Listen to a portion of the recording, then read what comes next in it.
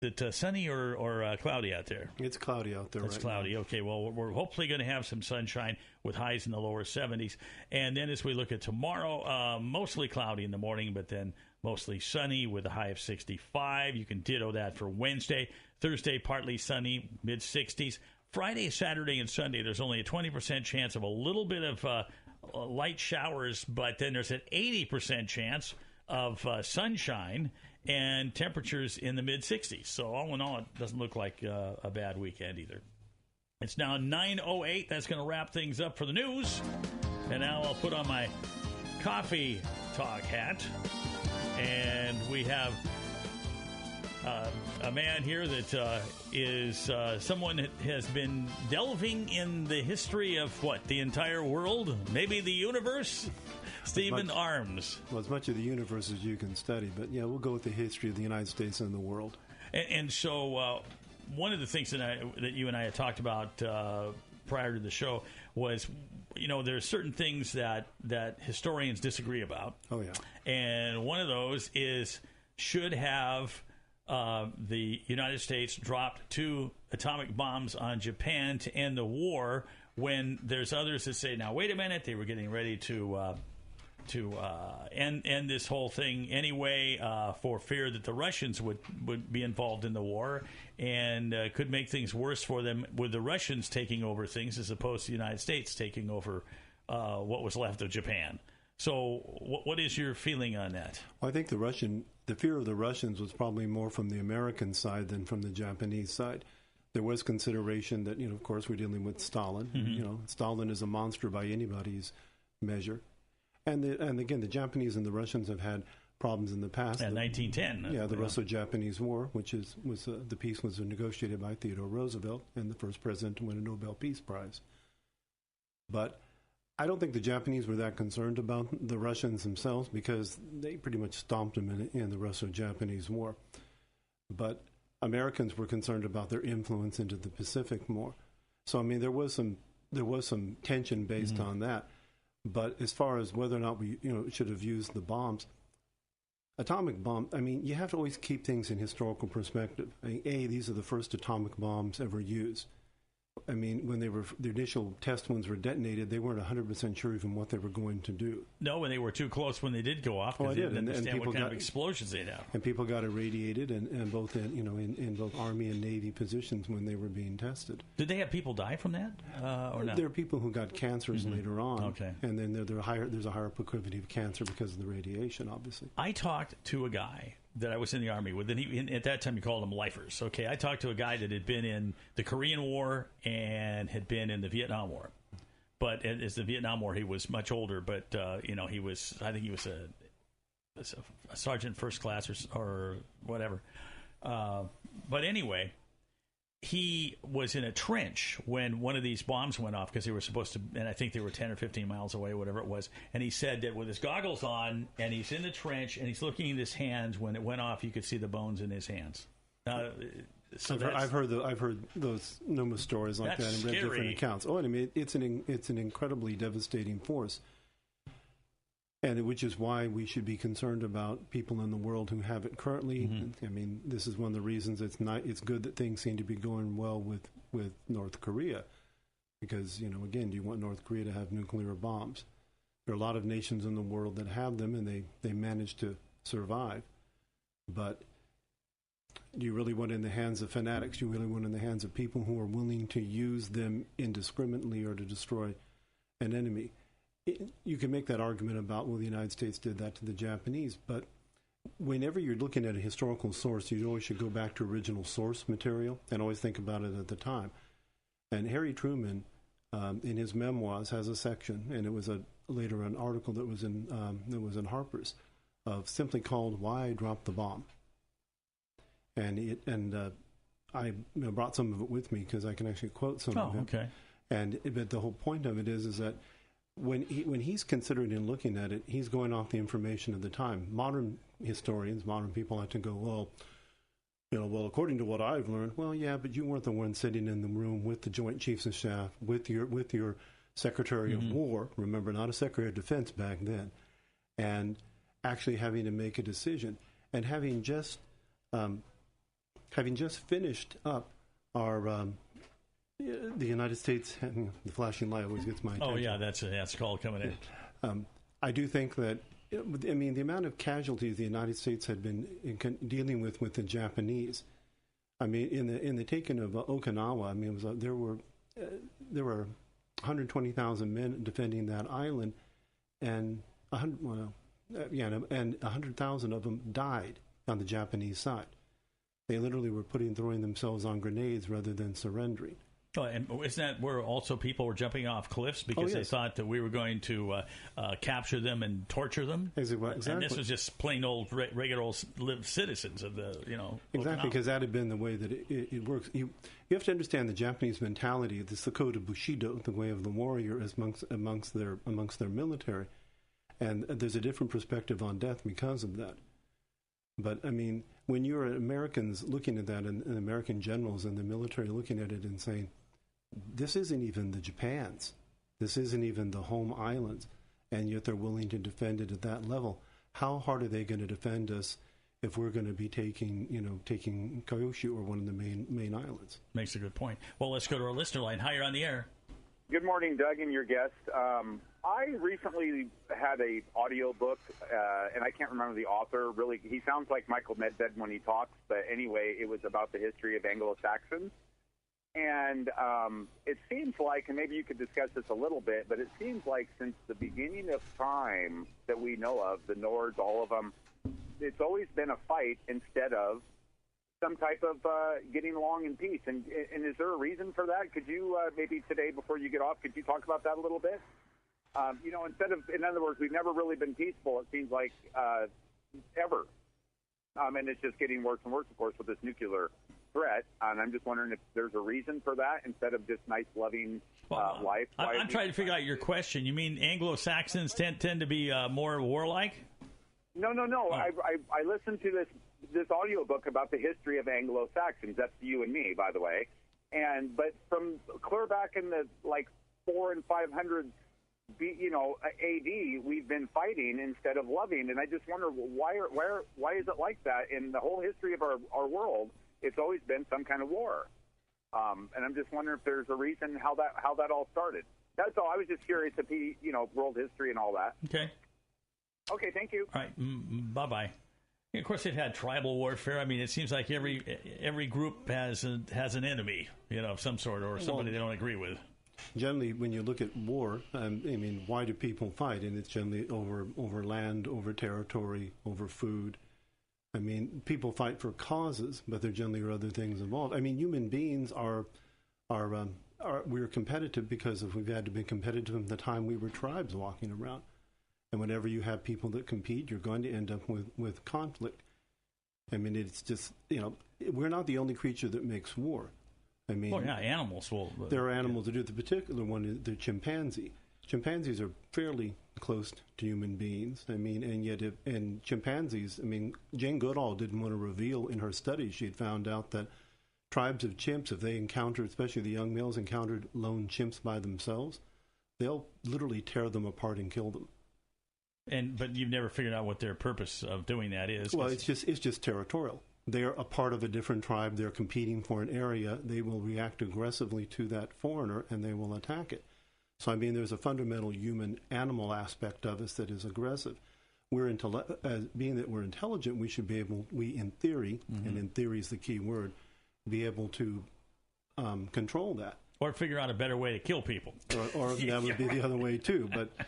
But generally speaking, when you're dealing with war, I mean, war does have, you've been in war. Well, I never went into combat, but I was trained to go into combat. But I know a lot of soldiers, and the people that are who don't want to go to war are always the ones who've actually had to been to war. Soldiers are the ones who understand the value of it. It's funny that if you wanted to get information on electronics, you talk to an electrician. If you want to talk about war, people want to talk to politicians and not to soldiers. I'd rather talk to the one who knows that the best thing about war is war ending. But although I ran into some people when I was in the service that they seemed to the excitement of the adrenaline. It was something that they got over to Germany and they thought, you know what? I wish I was back in back in the bush and all that sort of thing. They finally calmed down as time went on, but I thought, whoa, Well, the body has biologically reacts in that way. You get endorphin rushes on survival instincts too. Well, they sleep with their eyes half open because I had 5 guys in my 6-man room that I was the only one in the room, and then 5 guys that rotated out of Vietnam. They sent them to Germany to cool off for 6 months, and they would sleep with their eyes open. It would be like a slit. And they told, they said, don't make any noise, don't grab us, just shake the bottom of the bunk or whatever. And that's how it was. And after about 3 or 4 months, they all lost this habit of, jumping up or with a sound in the room or whatever. Yeah. And don't touch me when I'm sleeping, that sort of thing. If everyone around you is trying to kill you, then you're not paranoid, right? Right. I mean, so there's a logical reaction. But anyway, if you... as far as the situation about the atomic bombs, I guess getting back to Hiroshima and Nagasaki, Truman was of the opinion that the people of Japan were going to fight tooth and nail for those islands. And I mean, and when you're looking at the time, I mean, it was estimated that in Kyushu there were about 5,000 attack planes, 17 garrisons of soldiers there. And how many were going to die in taking that island? An interesting personal analogy. I have a friend in Japan who named Phil, and his wife Yuko. He's married to a Japanese lady, a wonderful lady. Her mother was a girl during World War II. She passed recently, but she used to like to tease Phil and told him because during the war she'd been given a spear and was trained how to kill Americans in the event of the invasion of the island. I mean, they actually trained her. The Defense Corps came out and showed her how to use it. They couldn't give her a gun, but they gave her a spear. And she used to, poke at Phil, because obviously he's a gaijin, an American gene, and teased him. But I mean, that really tells you something about the psychology we're dealing with here. If you're talking about, okay, well, there's 2 million men defending that island at least, and the army directly, but then every citizen becomes a soldier too. And how many American GIs would want to shoot a Japanese girl because she has a spear, but yet she'll kill you with that spear if you believe you're taking her island. And I mean, that was what Truman had to deal with. Truman was looking at it from a statistical point of view, from his military, that American deaths would be at least 500,000 American dead, and 2 times that at least for Japanese dead. And the figures can go up. I mean, it goes up and down, but quarter. Again, people play with figures all the time, but that one's probably a reasonable figure. So that's a million or more Japanese dead, at least, not counting all the disease and other things that are going to come with that type of, and that's just generally thinking military directly, people directly fighting, and then 500,000 American dead. I mean, that's about just slightly less than we lost in the Civil War. Exactly. Yeah. So I mean, it's just an incredible amount of devastation. So how are you, his decision was, if I use these bombs, I'm going to kill a lot of people, but I'm going to end up ending the war. And that's exactly what he says in his article. And he believes, even at his death, he believed he made the right decision. He said there was no good decision, but sometimes you take the best decision you can do. And what he would consider would save the most lives, both American and Japanese. Well, we're going to take a break, and then we'll be back with Stephen Arms and our listeners. Genuine values and friendly people at the Grace Harbor Farmers Market.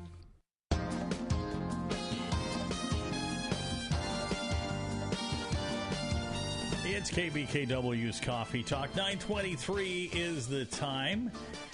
And Stephen Arms is our guest today, historian. And now you're semi-retired, but you've got your YouTube channel. Right. My YouTube channel is called Arena of History. You go to YouTube, and if you type in the search engine Arena of History, you'll find my channel. And I also post the audio of these interviews on there, so if people don't get a chance to see it here, because I can download it from your website, I post it there for people to listen to and edit out the commercials. Nothing personal, but edit out the commercials. That's okay. And so it's Arena of History, and I'm going to be doing a video tonight. I think I'm going to be talking about. I have 2 issues I want to work on. Just one, it has to do with the Electoral College, and I get tired of people whining about the Electoral College. I almost said the wrong word there. So tell us why when you get the chance. Well, Well, and the other one I think I'm doing, it has to do with the process of impeaching the president, because there's a lot of talk about that these days. Well, it annoys me about the Electoral College is that people scream about that it's so unfair when, of course, their candidate loses. No one seemed to have a problem when Barack Obama was elected with it, or George Bush, or Bill Clinton, or Bush, or Reagan. We can go all the way back to all the presidents who've been through the Electoral College. And I mean, you want to talk a little about it? Electoral votes are based on the number of it's by population based, because that's the representatives in the House of Representatives and the Senate. So every state has an electoral vote of their representatives and their 2 senators combined. And it's an indirect. The president's the only official in the country that's elected by the nation, but it's done indirectly. And the reason that's done is because they choose representatives based on the votes, because the smaller states are wanted to make sure to have a little stronger vote. Because if it's just based on population, then it's California, New York, Texas, Florida. And they would campaign entirely different. They would pretty much ignore small areas and only campaign in large population areas. And since most states, well, all states but Nebraska and Maine, they do winner take all. So once Washington, for example, it went 60% Democrat, 40% Republican, but all the electoral votes, including for the representatives and the 2 senators, all went to Hillary Clinton. California is the same way. Texas went for Trump. Florida went for Trump. And they're all 100%. And then people want to say, well, Hillary got more of the popular vote. And my answer is, big deal. 100% of California's votes, 100% of electoral votes went to Hillary, even though only 60% or 65% in California, the population voted for her, or the ones who voted at least. And yet she gets 100% of the votes.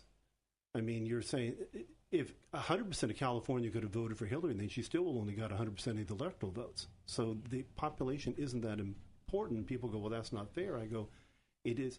If you think you can get rid of the Electoral College, go ahead.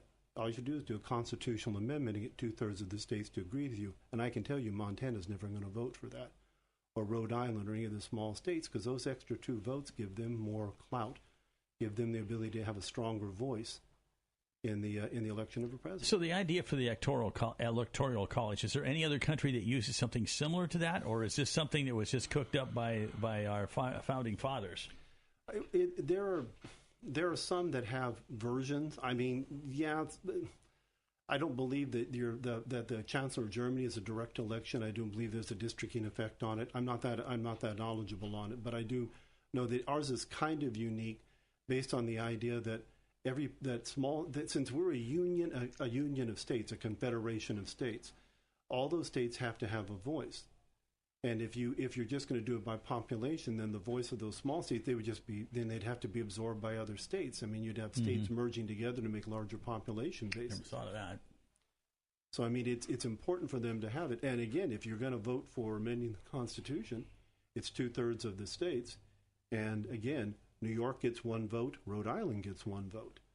Whenever you're talking about amending the Constitution, it isn't just, well, California wants to do this. Well, okay, well, that's fine. You've got a lot of people, but you're not the only state. And next to you is Nevada, which has a lot less people, but their voice in amending the Constitution is the same. No, I never thought of it that way, but it makes sense. It does. Because you want everybody to have a level playing field as best you can, anyway. Well, originally 13 colonies. New York back then had more people, and Rhode Island had less, but yet they still wanted to have level of voice. They're obviously going to get more members of the House, so they're going to have a bigger voice there. But the reason we have the 2 senators is so that those states still get a smaller voice. It's really interesting, because you look at the people that were all born at that time that put the whole, crafted the Constitution and the Declaration of Independence and all of this. They were all outstanding people. I mean, the fact that you got that many people together at one time with the same thought in mind is pretty amazing when you think about it. Well, there was a lot of discussion and debate. I mean, that was the difference on it. One of the things I worry about our modern society, what they had that we didn't have, was the ability to actually have freedom of speech and discuss issues openly and have disagreements and come to agreements between them. The instant you tell people, I don't want to hear what you have to say because it's wrong, is the instant that you start damaging your republic beyond repair. Absolutely. I think that Kind of says it all right there. Well, we have a call coming in, but we don't have time to take it because this is our break time. But we'll be back in about 7 minutes with your professor, and also, of course, you're a historian. And what college did you teach at? I taught at Fresno State.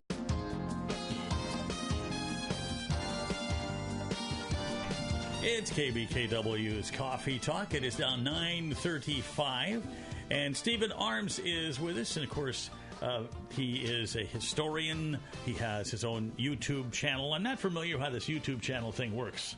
So it's, I've watched YouTube on occasion, but you can start your own. You can actually start it. You can start your own channel, and then what you have to do is, once you get enough subscribers, you have to get 100 subscribers. I'm not there yet. You get a dedicated, what they call URL, meaning it'll always be that point on it. As of now, you have to go and look for me, and then it'll show up on the search engine. Just type Arena of History, and I'll be in the first few listings. Now, how many? How short are you from your 100 guys? 100 people? I don't. That's embarrassing. We don't want to talk about that. Oh, okay. Well, we'll try and work on that for you. Yeah, well, that'd be nice. But you want to get, and then once you get enough people, of course, the YouTube does do some. You can get advertising them. You can make a little money on it. But I just wanted to do it to get out and be able. What I'm doing right here is pass along little knowledge. So you miss teaching? I miss teaching. Oh, okay. But there isn't any work for for historians and history teachers in this area, and I'm not sure I fall into the parameters that are easily acceptable amongst academia these days. I'm more of a classical liberal, which means have some aspects of me as conservative, some aspects of me as liberal. Well, if you're not all liberal, are you allowed to teach? I don't know. The answer is, from my experience, it's extremely difficult for conservatives. I mean, I was reading some polling information on it recently, and academics are there are 9 out of 10 people who teach at college levels are liberals. Now, why is that, do you think? That is kind of a long story if you think about it. I think in the late 1960s, the whole concept of people began to realize you couldn't defend communism anymore, but there were a lot of people who liked it. So you end up with a postmodernist and post-Marxist kind of philosophy that went into education. A lot of the Bill Ayers people and things like that. And it became a predominant thought pattern, and they're leaning in that direction. And I don't think it's a big, Illuminati, conspiracy thing, but I think it shifted over. Like-minded people stayed. Because if you go into a campus right now, I mean, what is it? Ben Shapiro, who I don't always agree with, by the way, at all. But he goes to a campus, and he's probably as inoffensive as you could get. He's not like he's a threat to anybody. All he has is words, and words don't hurt you. But he gets massive protests and people showing up and screaming and yelling. The academics don't want to have him. Well, that's freedom of speech, folks. If you don't have freedom of speech, you don't have a country. And that's to teach the kids freedom of speech. And actually that, you should be able to show both sides. I used to annoy my students, and justifiably so, because we would discuss something, and whichever way they went, I would go the other direction.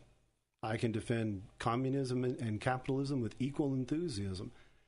Now, I don't agree with one of them, I'll tell you that. But that's part of the job. It's part of the job. Okay. You need to be able to look at the other side to understand it. And people don't think about that. And again, when you're getting into a groupthink, kind of a one institution type of ideas, then I think it's a problem. Well, let's go back to our listener line. Hi, you're on the air. Hey, so that's interesting. You're talking about Shapiro and freedom of speech. It doesn't include, in my opinion, I'll just throw that out for Doug, the force of making that speech available, right? So I get we're both looking kind of weird. What do you mean by that? We're not sure what you mean. Well, you said that. Well, my ultimate argument is that their freedom of speech won over his. When students sit there and they rally against Ben Shapiro, they're exercising their freedom of speech against his, so they won. Then when you say there's a freedom of speech and they wrestled him or they got him away from that, I mean, aren't you in a sense denying their freedom of speech? if you're wanting to argue the mob has the right to shut down thought. In a democracy, that's mob rules, right? Well, no, not. We don't live in a democracy. We live in a democratic republic, where we elect officials to be our government people.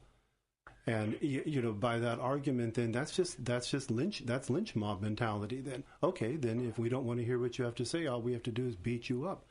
Well, the Ku Klux Klan used that very effectively. If you're equating yelling as force and equating yelling as beating somebody else up, to me that's a far stretch. That's a large leap to saying me telling you to shut up, and that's my freedom of speech telling you to shut up. Right now, I'm not going onto the station, which I could, and thumping you because I don't like what you say. I don't think so. I think he'd throw you out the window. But the point is still, can you actually, why does your freedom of speech trump their freedom of speech? I mean, if he's been come there as a speaker, if you have a speaker who's supposed to come and give a speech, people have a right to have a different opinion. And those forums, people are allowed to come and ask questions, and they can defend and they can discuss. That's what you're supposed to be. But you have to be civil about it. I mean, physical blockade of an area, which is what you're getting. I mean, you get, there were fires at UC Berkeley when he was there. Which one are you talking about specifically? Because I don't know if physical blockade is keeping somebody from a campus. Well, they did that at the University of Washington. They had a big riot up there. Somebody got shot. And they did it at Berkeley. They had where people will physically get in the way of it. Especially with the Antifa crowd, they're always there. They're prone to be violent on the left. So I mean, there is violence involved in that. I mean, it still doesn't change the fact if you have a speaker, you should be allowed to have your speech. If I rent a hall and want to come in and say I'm going to give a speech on whatever, you have the right of freedom of speech, but you also have the right of being thrown out of the building if you're creating a disturbance. Wouldn't then that responsibility have been on Ben Shapiro to still show up? Ben Shapiro, in these cases, I did show up. I'm not defending Ben Shapiro because I don't agree with him on everything. But but any speaker I've noticed that is more conservative bent ends up running into a lot of protesting and problems from the same groups, and sometimes it's professional protesters. I think, not just the individuals who are there doing it. And again, they're sent there by their professors because they believe that this ideology, the words itself, are somehow harmful. So words are not harmful. So, in your case, have you seen professors then that encourage the students to go out and protest a particular speaker? Oh yeah. Oh, okay. I mean, I've been about. That would be that would be the professor's freedom of speech. You can protest all you want. You can stand. Well, then screaming fire in a theater is freedom of speech, correct? It's not a protest. Why are you confusing this? We're having a pleasant conversation. You're making it ridiculous, Doug. Really. Thanks for ruining it. Have a good day, Professor. Right. We have a smart guy in the studio. I think there are people talk about freedom of speech, and we have a lot of it. There are restrictions on freedom of speech. He just doesn't understand how it works. The restrictions on freedom of speech is advertising, for example, is not protected speech. Advertisers, they don't have a right to say anything they want. You do not have the right to incite violence and crime directly. I mean, if you get into an area and say, let's go out and burn the city down, they can come and arrest you for that. There are restrictions on what you can actually say. And, of course, there's, slander and libel, of course, one in print, one in spoken. And those are not protected by freedom of speech. The Supreme Court ruled recently that hate speech is freedom of speech. Now, there's a thin line in there because if your hate speech is let's go out and kill all these people, then that obviously you're going across the line into what's considered a crime at that point. But if you simply say I don't like bearded former professors, and all bearded former professors are worthless people. But for those who don't know, I'm bearded. That's your opinion. Now, if you raise a group up of people to block me from going into an area, if you impinge on my freedom of speech, people talk about protest. You need to read the Constitution. It says the right to peaceably assemble. And if you block a roadway, you are now breaking the law because you are impinging on the rights of others to use that roadway. If you get a permit to do it and the city allows you to come in and block and fill that area up, wonderful. But peaceably assemble means you can't impinge on the rights of others when you're doing it.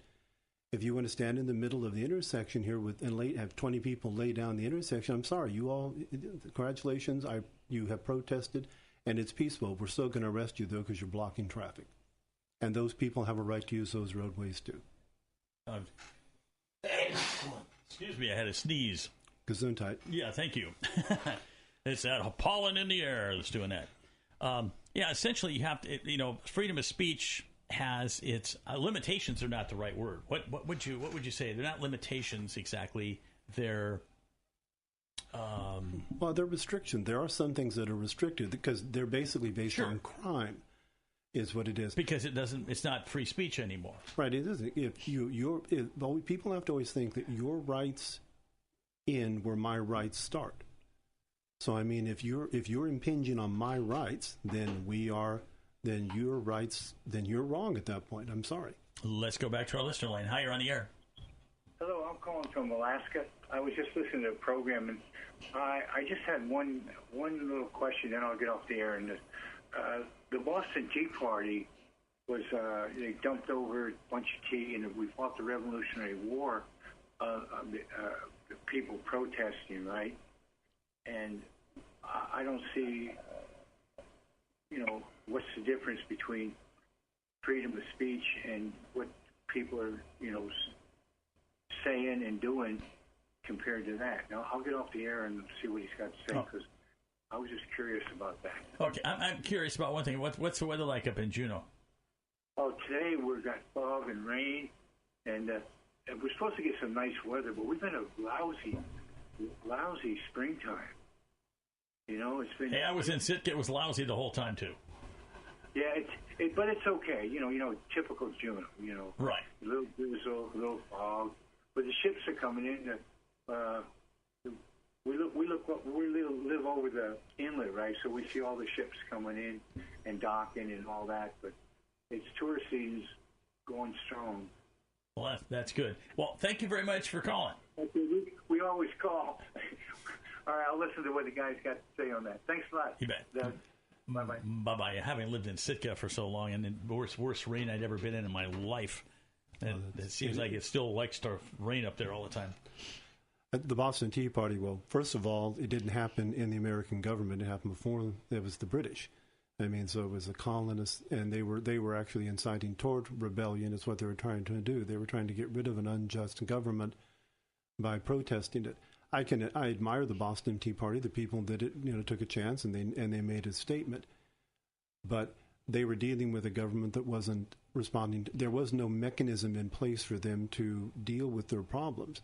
I mean, they weren't represented in Parliament. They weren't represented by the King, so they were doing that in a different manner. The problem is we now have laws that say you have the right of freedom of speech. I have the right of freedom of speech. We have the right of a peaceable assembly. We have the right of freedom of religion, and the government cannot create a state religion. I mean, we have a Bill of Rights, and those rights also come with responsibilities. And the responsibility is that you have to live in a civil society. If you're not going to let people talk, then you're never going to learn anything. You're not going to learn. I mean, the people say let your enemies talk, because then they can prove.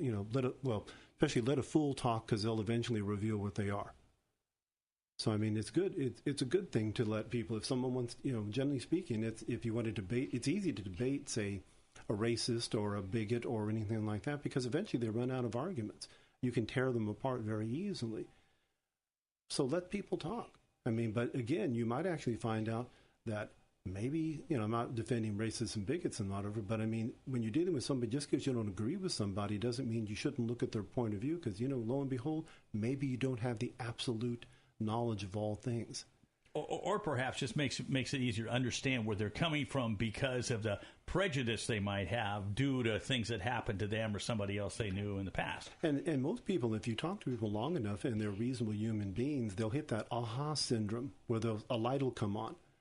And they'll realize, I saw this with students many times, you're discussing it, and all of a sudden the eyes light up for a second and they understand. And their mind is now embracing something it hadn't embraced before. And I mean, that's the entirety of human experience. That's the Western civilization gives huge value on the individual, but on freedom of speech.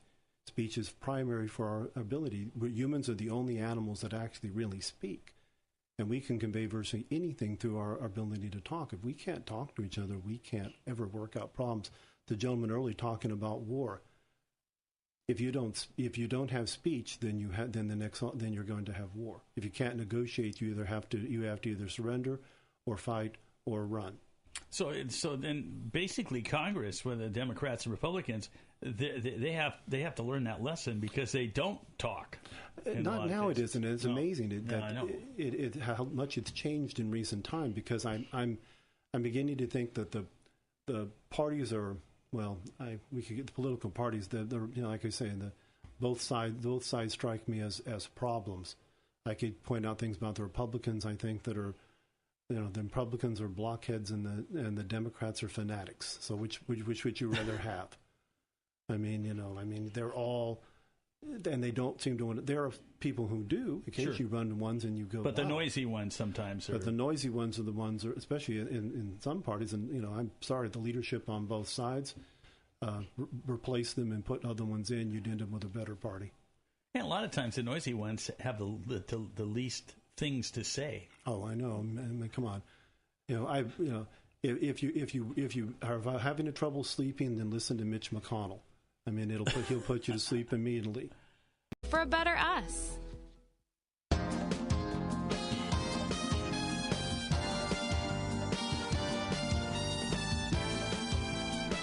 It's KBKW's Coffee Talk. 9:52 is the time. And historian Stephen Arms is our guest today, and we have a listener on the line. Hi, you're on the air. Hey, hi, Deb. And hi, Professor. Hey, I got a question for you. Hello? Hello, yes, we're here. Point blank, because I know you're short on time, but Professor, if someone were to run for the President of the United States and not be part of any party, do you have an idea how somebody might do that, or is that impossible for a common folk in this day and age? It would be difficult because of the party systems that are in place. The United States is unique in that we only basically have two political parties. You go to England, there's 8. Oh yeah. You go to other places, some of them have 15. We do have a little bit in that way. I think the money restrictions. I think if you did campaign finance reforms and gave access to, I always thought, okay, I'll shoot from the hip here. Okay. I would do campaign finance reform, but I would do it as you'd have a general fund the government would pay into, and you could apply into it by getting sufficient signatures to be considered a candidate for the presidency, and you could run on whatever party you want. And if you did that, then you'd have access to those funds. If a person had access to those funds, I'd also restrict on. I know people say the donations are freedom of speech, and I I'll agree with that with individuals. I don't agree with that with corporations, because corporations don't have souls. Well, they're not people. They're not people. They don't have rights. The people of the corporation or union have rights, but not the people themselves. That if you could defend, you could theoretically do it, but you would need to reform campaign finance reform and give access to money to individuals without having to have big political parties behind them. And it probably would be a good thing, but that's just an opinion. Just a thought. Hey, I appreciate the today's show. Thank you, John.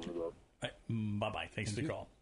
It's interesting, and you stand back as you get older. It's like to say you're climbing up a hill and you can look down and you can see the landscape better. Mm-hmm. And when you go back and look how crazy history is, though, and Ken Burns, I spent a lot of time watching his. I don't know what your opinion is on how accurate Ken Burns is, but he has a way of kind of painting a picture of things that you may not realize how they were, and then other things that nothing's changed. You got the same arguments in a modern day format, but it's still the same objections, and in many cases the same type of reaction on each side. It's like you can go. You don't have to use modern history. You go back and read Thucydides and Herodotus and the ancient historians, and you'll find out the problems. Human beings are human beings. We've had some of the same problems, and some of them we haven't resolved. But I do agree with you that you get a different perspective on it. But we have the technology and the science and the means these days to actually change the world. We have a tremendous amount of knowledge at our fingertips, and we should be making use of it to make a better world. And the ability but that requires people to be able to talk. That's back to the freedom of speech issue. You have to be able to discuss. You have to be able to consider and put forth ideas without having somebody, throwing rocks at you.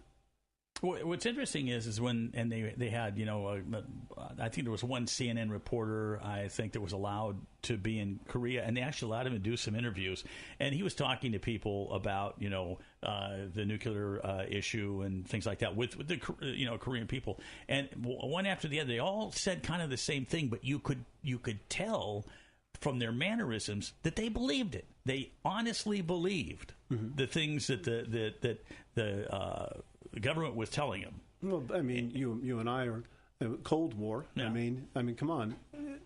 When you were in Soviet Russia, people believed in Soviet Russia, people believed the Americans were all capitalist dogs, and our countries were starving, and only Russia had the way, and they believed it. I mean, because if you isolate people out and only give them a certain level of the truth, it'll be fascinating to see what happens with this Korean negotiation. All right. And Singapore now, I guess, is in Singapore, from what I understand.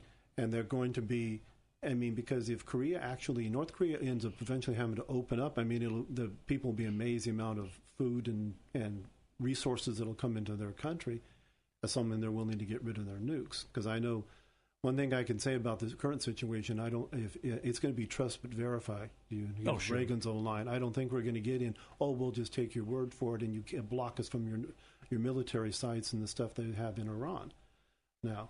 So, I think you're actually going to end up with if you get in with a real reform, and it's knock on wood, because the alternative will be horrible. But if it does, it'll be fascinating. I could see the North and South Korea reuniting that peninsula. Really? I could see it. 20 years, 40 years, maybe. Yeah, because I didn't think the Berlin Wall would ever come down. Well, no, it came down quickly when it did. And all of a sudden, one Germany, pow, and take off and hit the ground running. South Korea has huge resources, and North Korea has manpower, and people that would love to be not living in starvation with parasite-ridden bodies and all the things we see. Do you think then, like if maybe Samsung or Kia or one of those big outfits decide to put a plant in North Korea to build vehicles, that would be a way that the business-wise that you could start to integrate what was going on? As long as they're going to be willing to give up their nukes and prove it. If they actually go along that line, I don't see. Anytime you have a labor force available, you're going to have companies wanting to make use of it. South Korea has the funds. North Korea has the labor, and the people that will work for virtually nothing, because when you're used to living on grass, suddenly cheeseburgers are a wonderful thing. And the thing is that their economy will also get healthier, because they'll have free trade, or as much as free trade for them, I guess. It will be. Like I said, unless this fails entirely, there's no way this is a bad thing. If you wish to join the quest for knowledge, the battle for truth, please hit the like button, recommend my channel to others, and of course, subscribe. Thank you kindly.